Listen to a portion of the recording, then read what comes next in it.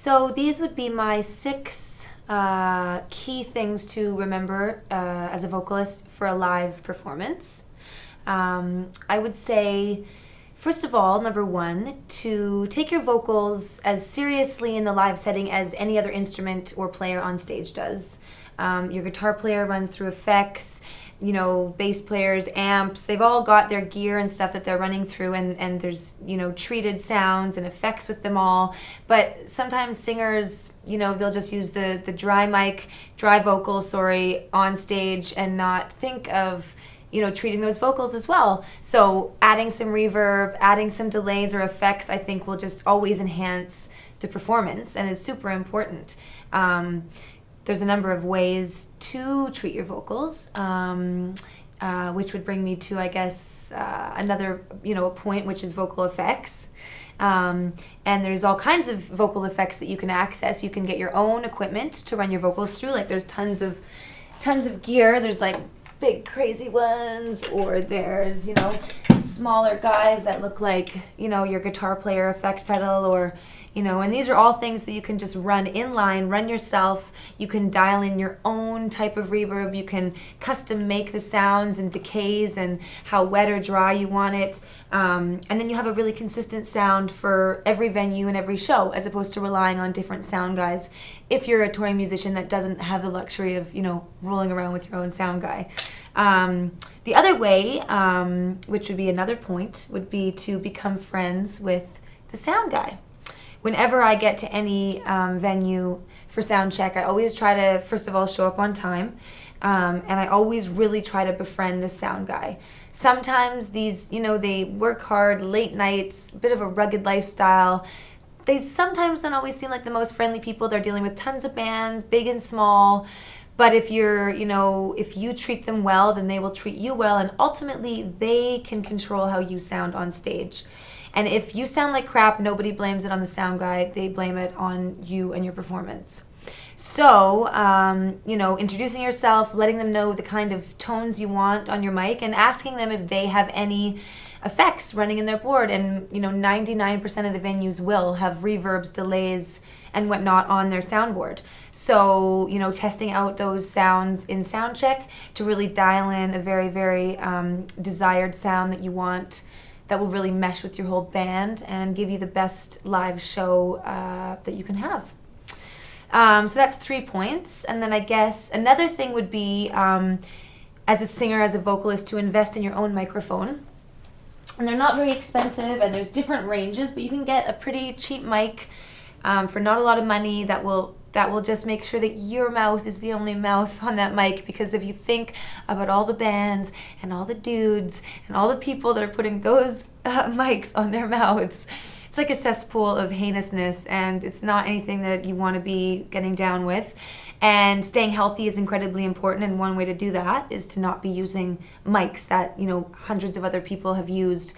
And of course, as vocalists, you get right up on that mic, so you are exchanging things that don't want to be exchanged.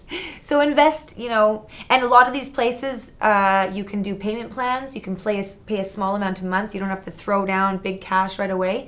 So it's quite affordable to invest in your own microphone, and very important. So I would suggest that.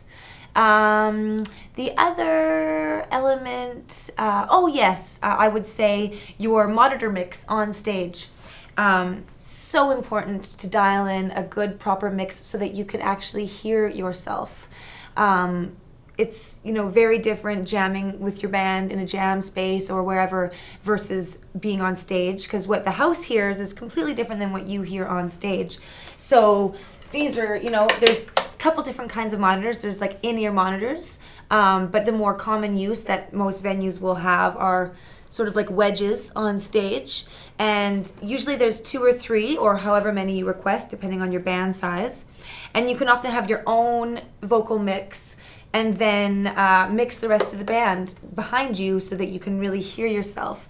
And I can't express enough how important that is, because if you don't hear yourself, you're going to be over projecting, which means you're going to be damaging your voice. Most likely you're going to be sharp, and it's just not going to be a good performance. So taking the time, beginning with getting down with the sound guy, and he'll help you dial in a very, very effective mix on stage, and then you're confident and you're stoked and you're ready to just give her, because you can hear yourself. And that I've been in situations where one time we didn't get a sound check and I was on stage and I had no vocal at all in the monitors, and it was like devastating. But I had done enough gigs at that point in time where I was able to kind of roll with it, but it's still, and everybody afterwards is like, well, it was, and they have no idea that I can't hear myself. They don't care, no, and it's all just comes on you and your band. So nobody's blaming the sound guy, as I said before, even if it's, their issue. And then I guess that's 5 points. I'd say my 6th point as a vocalist, of course, is vocal health and taking care of your body, as it is your instrument. And it's, if you're doing gig after gig, if you're a touring musician, it's incredibly important to take extremely good care of your body and your vocals, because as soon as you're tired or sick, the first place that shows is in your voice. So for instance, when I play a gig, I generally don't go mix and mingle before my show. I usually stay back in the green room. I don't speak. I have, hot water and honey, and whatever vocal remedies, I'm using at the time. And I really try to take as much vocal rest as I can, even through the day, even traveling, and afterwards trying to go to bed early. I know it's kind of a bummer. My whole band will stay up and party and drink and do shots of tequila and have all kinds of fun, and I'm always like the bummer going to bed, because ultimately if I'm not bringing it, that's going to let everybody else down. As a front person of a band, you really have to maintain that vocal health, because it sucks to have to cancel gigs because you've lost your voice. And the damage can be long term, and that's, this literally is your instrument, and if you're trying to make money from this, you cannot mess around, and it's so important. So staying in shape, exercising, going to bed early, the proper vocal remedies. There's amazing vocal lozenges and sprays and all kinds of stuff. Slippery elm is super great. There's an echinacea throat spray that I use daily, all kinds of things. But anyways, research it. Anything, Google, YouTube, you can find out what the best stuff is. But keeping your body in shape and your voice, as a precious, precious thing that you absolutely treat as your instrument, is so super important. So that's a lot of information, but I would say those would be my main points for an effective and kick-ass live show.